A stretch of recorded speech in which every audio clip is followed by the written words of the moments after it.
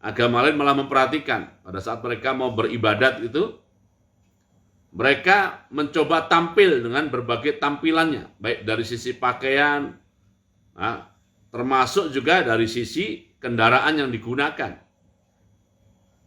Karena di situ ada nuansa mereka sedang merepresentasikan ajaran agamanya. Mereka tampil mewakili agamanya. Nah, ini umat Islam punya ajaran begitu. Dan itu tidak mengada-ada pada saat para ulama mengatakan sunat begini, ada dasarnya. Dan Rasulullah SAW mengajarkan juga ya pada saat beliau bersama para sahabatnya mau berkunjung ya, untuk ketemu satu suku, atau beliau mau menerima kunjungan suatu suku atau suatu delegasi ya, beliau perintahkan kepada kaum muslimin agar aslihu rihalakum. Jadi termasuk masalah pakaiannya supaya dibenahi ya, didandani, kendaraan yang ditunggangi juga didandanin gitu ya. Aslihu rihalakum. Nah, sampai tingkat seperti apa? Faka'annakum syamatun 'alan nas. Sampai ke tingkat di mana kamu nanti menjadi pusat perhatian orang-orang yang ada di sana. Wah, orangnya bersih-bersih gitu kan. Pakaiannya juga rapi, dandanannya oke ya, bahasa lainnya perlente lah istilahnya ya. Dan itu pernah kita bahas waktu kita membahas hadis Arba'in nomor 2, hadis Arba'in nomor 2, di mana malaikat Jibril alaihissalam itu datang kepada Nabi Muhammad dengan tampilan seperti itu. Rambutnya disisir rapi, warnanya hitam, pakaiannya putih bersih, tidak bercampur debu ya. Dan wajahnya juga kelihatan seger, tidak kumel gitu ya. Seger, tidak kumel, tidak kusut begitu. Nah, itu bagian dari din, bagian dari agama. Karena di akhir cerita hadis nomor 2 Arba'in itu Rasulullah SAW bersabda, itu tadi adalah Jibril, dzalikum Jibril atakum, dia datang pada kalian, yu'allimukum dinakum, dia datang pada kalian untuk mengajarkan din kepada kalian. Nah, din yang dimaksud dalam hadis itu tidak hanya berkaitan dengan konten yang didialogkan, ya, tetapi juga berkaitan dengan cara malaikat Jibril tampil. Tampil. Makanya kalau sebelum Jumatan disuruh mandi biar seger, fresh ya. Jangan tidur ya dalam keadaan kumel, kusut, apalagi mohon maaf masih bau ya, iler dan sebagainya ya. Langsung pergi Jumatan itu enggak. Harus khudzu zinatakum ya. Khudzu zinatakum. Tapi minimalisnya ini kalau emergensi bisa dipakai minimalisnya ini. Minimalisnya adalah satrul aurah. Syarat berikutnya adalah al-qiyamu 'alal qadiri. Khutbah disampaikan dalam keadaan khotib berdiri. Kalau dia mampu berdiri. Sampaikan dalam keadaan berdiri. Ya. Al-qiyamu 'alal qadiri. Di kitab-kitab lain dijelaskan ya, dianjurkan berdirinya itu tangan kirinya itu memegang tongkat atau pedang gitu ya, dan tangan kanannya memegang salah satu bagian dari mimbar, supaya tangannya nggak begini-begini saat khutbah. Jadi supaya merepresentasikan wibawa di satu sisi dan juga merepresentasikan kekhusyuan di sisi yang lain.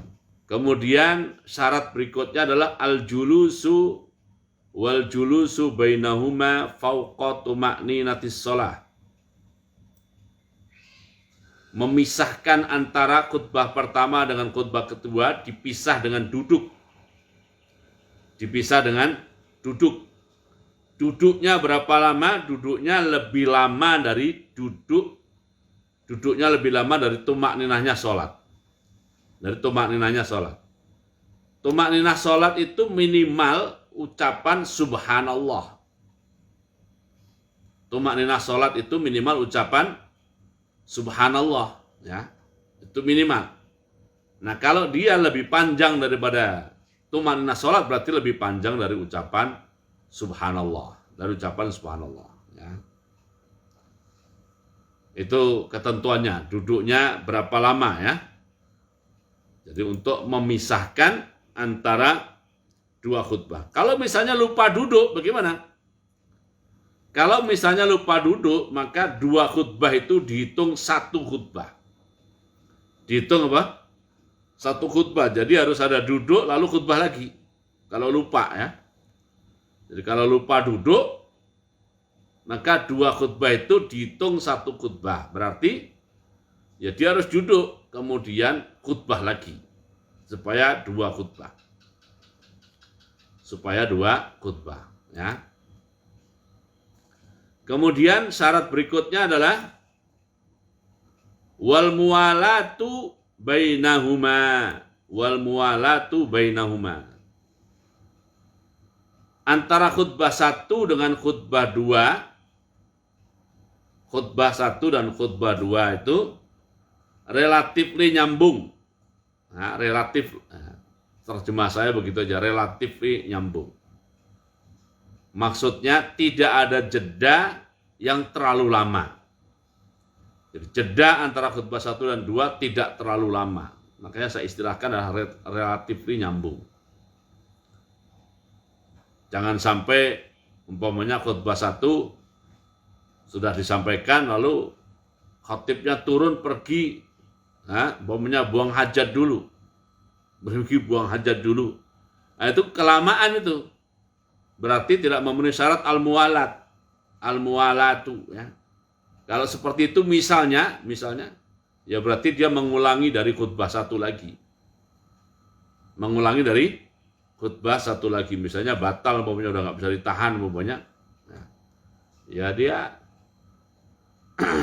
kalau jamaahnya terima atau pengurusnya terima ya kan, nah, diperbolehkan pergi ke toilet umpamanya, ya nanti ngulangi lagi dari awal.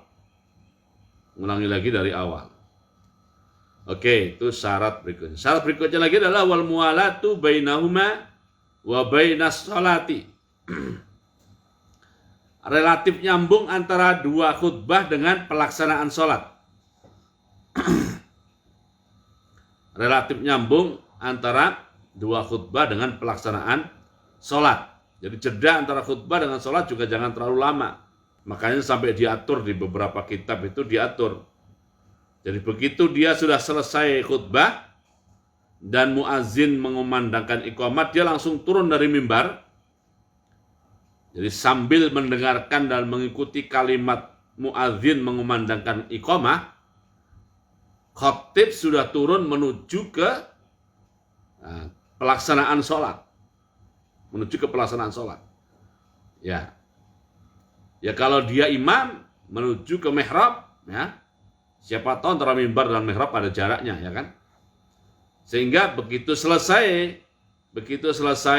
iqamat, ya kalau dia imam, dia langsung memberi komando kepada jamaah untuk meluruskan barisan dan juga merapatkan barisan ya, pada saat di luar pandemi seperti sekarang ini ya. Kalau di luar pandemi ya, tapi kalau pandemi seperti sekarang ya mungkin hanya meluruskan saja ya. Jadi syarat nomor 8 adalah wa antakuna bil arabiyyati. Rukun khutbah itu harus berbahasa Arab. Terjemahnya begitu ya. Rukun khutbahnya harus bahasa Arab. Rukun, jadi kalau diterjemah harfiah itu khutbahnya bahasa Arab, enggak. Saya sudah baca buku-buku lain, kitab-kitab lain ya, termasuk yang mensyarah kitab ini ya. Terjemahannya adalah rukun khutbahnya bahasa Arab. Artinya bahwa alhamdulillahnya bahasa Arab, salawat kepada nabinya bahasa Arab, gitu.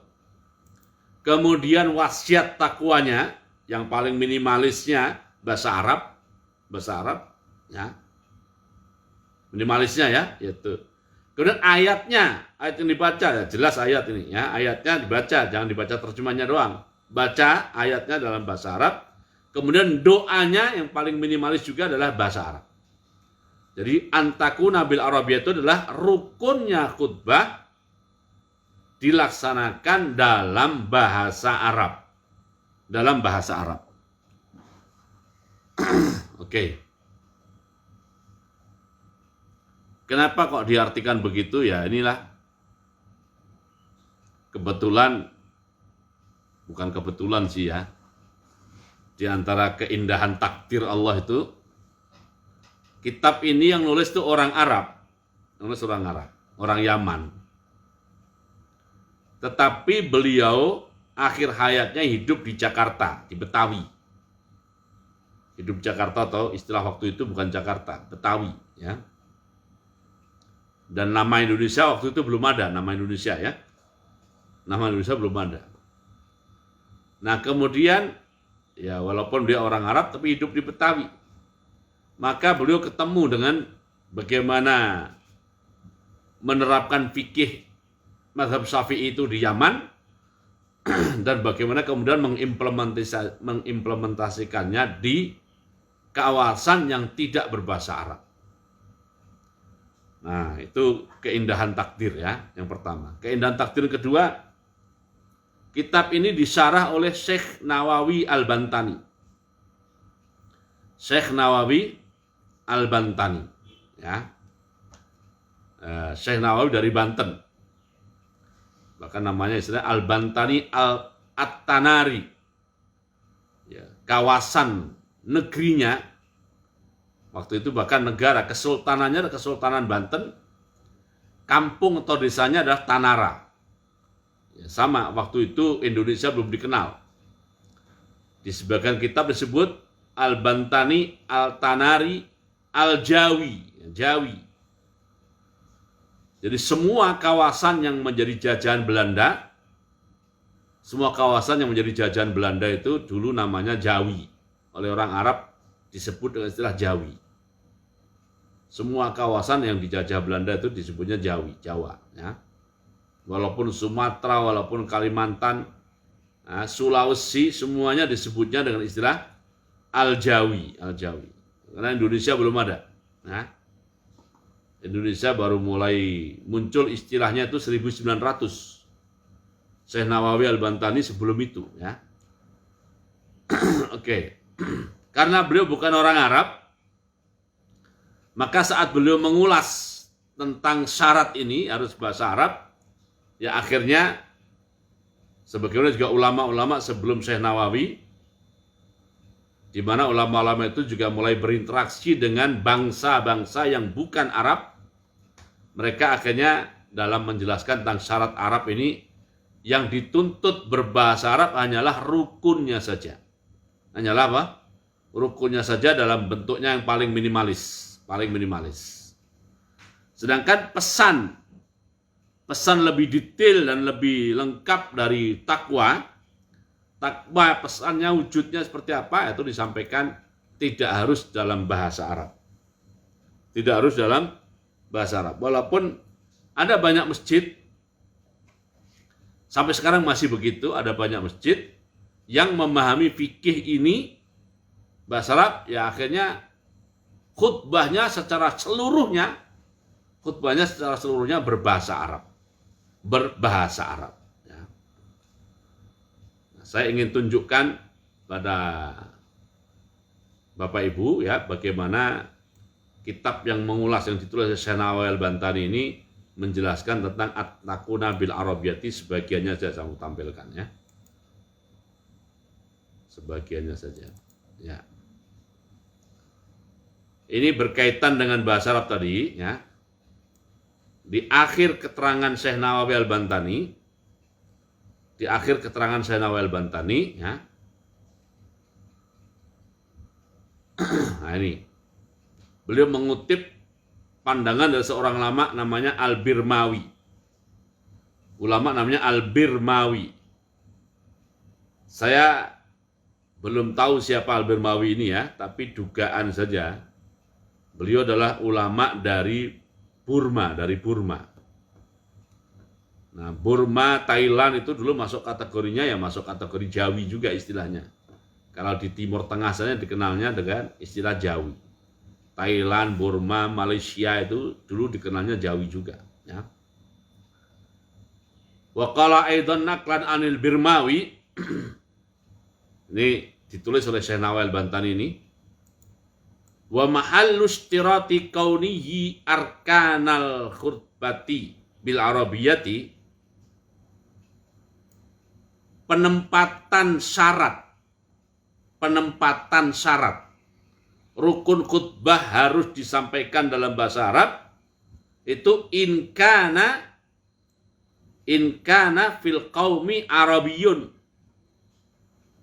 Syarat itu berlaku jika, saya ulangi ya, syarat itu berlaku jika di antara jamaah itu ada orang Arabnya. Di antara jamaah ada orang Arabnya. Ini menarik nih ya. Jadi syarat bahwa rukun khutbah harus disampaikan dalam bahasa Arab menurut Syekh Al-Birmawi ini jika di antara jamaah itu ada Arabnya. Ada Arabnya. Wa illa, dan jika di antara jamaah itu tidak ada Arabnya, jika di antara jamaah itu nggak ada Arabnya, maka kafa kaunuhuma bil ujmiyati.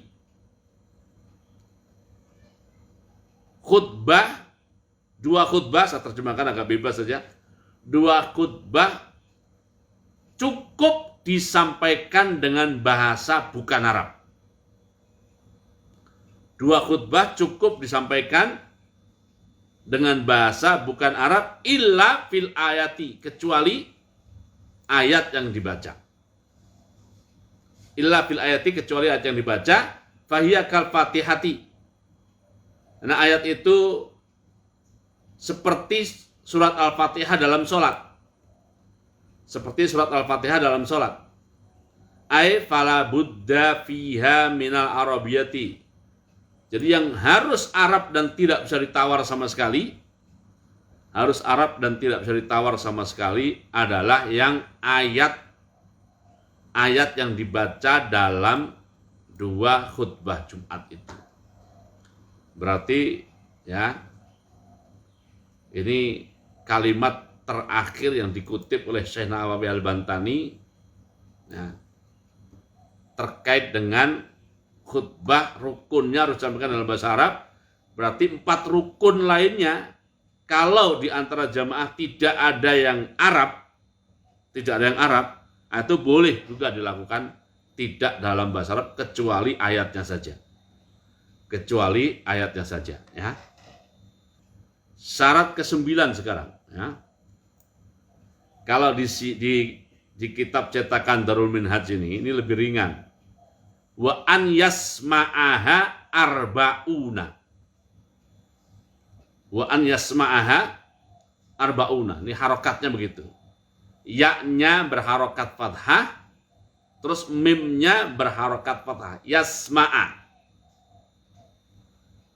Jadi khutbah itu harus didengar oleh 40 jamaah. 40 jamaah. Siapa 40 ini? Satu adalah khotib itu sendiri, plus 39. Ya, karena dalam mazhab Syafi'i, ya angelnya di sini ya. Dalam mazhab Syafi'i, Jumatan itu baru sah manakala peserta Jumatan minimal 40 dan 40-40-nya itu memenuhi syarat wajib. Memenuhi syarat sah. Jadi harus didengar. Nah, sebagian ulama membacanya bukan yasma'a, tetapi wa an yusmi'aha. Ya-nya berharokat doma. Ini ya. Ya-nya berharokat doma dan mimnya berharokat kasrah. Mimnya berharokat kasrah. Itu kelihatannya sepele tapi konsekuensinya serius tuh. Yusmi'a itu memperdengarkan. Ya. Jadi khotib harus berusaha memperdengarkan khutbahnya kepada arbaun. Kepada arbaun. 40. Oke ya. Nah, terkait dengan syarat 40 sudah kita bahas pada waktu lalu ya. Nah, pandangan saya berdasarkan bacaan saya ke beberapa referensi yang lain ya. Ini angka 40 ini tidak saklek-saklek amat lah ya. Ulama berbeda pendapat ya, Ya. Bahkan Imam Bukhari menyebutkan dalam kitab Sahih Bukhari-nya itu adalah waktu datang dagang itu jamaah Jumatannya Rasulullah pada kabur yang tersisa tinggal 12 dan beliau tetap melanjutkan Jumatannya. Sehingga dari situ secara implisit Imam Bukhari berpandangan ya dengan 12 orang pun sah Jumatannya gitu, ya. Dengan 12 orang pun sah Jumatannya. Nah, tapi sekarang kita lagi belajar fikih Syafi'i ini ya, yang kalau bahasa Orde Baru itu adalah yang murni dan secara murni dan konsekuen ya. Nah, ini yang murni dan konsekuen itu syaratnya adalah 40 dan khutbah itu kalau yasma'ah didengar oleh 40 itu. Didengar oleh 40 itu. Nah, kalau didengar ini berarti kan beban itu ada pada bedanya di situ tadi ya. Kalau yaknya berharokat fathah, mimnya berharokat fathah, beban itu ada pada jamaah. Beban itu ada pada jamaah. Karena jamaah lah yang 40 itu yang harus mendengar, Maka tanggung jawab ada pada mereka. Nah, kalau yaknya berharokat dhammah, mimnya berharokat kasrah, tanggung jawab dan beban itu ada pada khotib. Khotib khutbahnya itu harus ke level memperdengarkan khutbahnya kepada 40. Wah, ini berarti kan ya, gimana supaya didengar oleh 40 ini? Suara serlantang pada saat tidak ada mikrofon, tidak ada pengeras suara. Ya harus sampai kepada mereka, Itu ya, itu beda antara yasma'a dengan apa? Yusmi'a. Nah, yang saya sebut angel tadi, dan harus 40. Bahwa khutbah Jumat itu harus didengar oleh 40 atau khotib harus memperdengarkan kepada 40 itu, pertanyaannya bil quwwah atau bil fi'li. Bil quwwah atau bil fi'li. Kalau kita sebut bil fi'li, ini repot. Kenapa? Misalnya ada dari 40 itu, satu dari 40 itu laki-laki, dia penduduk setempat, memenuhi semua syarat kecuali satu masalah, yaitu dia tuli. Dia apa? Tuli. Bahkan tulinya tuli bawaan dari lahir, mamanya, ya. Itu kan bil fi'li dia nggak mendengar dia. Bil fi'li nggak mendengar. Berarti nggak bisa dihitung dia. Dia tidak terhitung sebagai bagian dari 40. Karena bil fi'li dia nggak mendengar. Itu kalau bil fi'li repot. Nah, tapi kalau bil quwwah dia kan punya telinga walaupun nggak mendengar. Namanya dia punya potensi untuk mendengar. Sah begitu. Nah, terkait dengan hal ini para ulama menjelaskan bahwa yasma'a atau yusmi'a itu adalah bil quwwati, Sebab kalau bil fi'li ini repot banget ya. Umpamanya khutbah disampaikan oleh khotib. Jangankan hanya lebih dari ada banyak. Satu ada dari 40 itu tidur. Kalau harus bil fi'li, maka kalau jamaahnya cuma persis angkanya 40, itu Jumatannya menjadi nggak sah. Kalau harus bil fi'li ya. Tapi kalau bil quwwati ya orang ngantuk, orang tidur, dia sih nggak dengar, tapi kan potensi dia mendengar. Nah, itu maksud dari wa an yasma'aha arba'una au yusmi'aha arba'una. Oke. Berikutnya syarat yang terakhir adalah wa an takuna kulluha fi waqti zuhri wa antakuna kulluha fi waqti zuhri. Seluruh khutbahnya diselenggarakan di dalam waktu zuhur. Seluruh khutbah itu diselenggarakan atau disampaikan di dalam waktu zuhur. Bukan sebelum zuhur, bukan juga setelah zuhur. Tapi seluruhnya disampaikan di waktu zuhur. Ya. Oke, ini bab tentang Jumatan dan juga bahkan tentang sholat secara umum sudah selesai, ya. Sudah selesai. Kita cukupkan sampai di sini dulu pengajian kita dan kita tutup dengan doa penutup majelis dan surat Al-Asri.